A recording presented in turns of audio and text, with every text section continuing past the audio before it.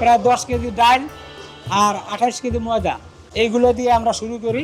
আর এটা যে পর্যন্ত থাকে ওই পর্যন্ত, এরপরে আর আমরা তৈরি করি না। তেল আমরা যেদিনকে তেল ওদিনকে ব্যবহার করি, পরের দিন আর আমাদের ওই তেল থাকে না। স্বাদের কারণেই তো মানুষ এখানে আসে।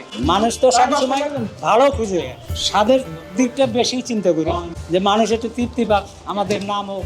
মানুষের দোয়াই তো অনেক কিছু, খালি তো লাভই বড় না। প্রায় 30 বছর হইব, 30 বছর যাবত এই পুরি বেচতেছি আমরা। দোকান আমরা 4টে বাজে খুলি, এই 7টা সাড়ে 7টার দিকে আমাদের সব পুরি শেষ হয়ে যায়। পুরি নিতে অনেক দূরত্বে মানুষ আসে, এলাকার মানুষের জন্য এটা একটা ঐতিহ্যবাহী পুরি।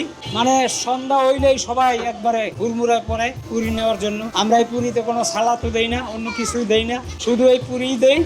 তাই সবাই পার্সেল নিয়ে যায় বেশি, অনেক দূরত্বে আসে মানুষ পার্সেল নেওয়ার জন্য। এটা অরল ডাল দিয়ে বানানো হয়।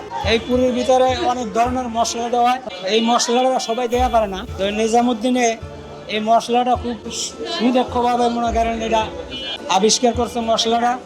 আমরা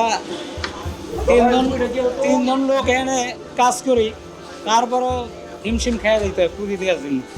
পুরি দেওয়া শেষ করা পারি না, অনেক কাস্টমার ফিরে যায়, কষ্ট লাগে, কিন্তু আমরা তো দেওয়া পারি না, সাপ্লাই দেওয়া পারি না।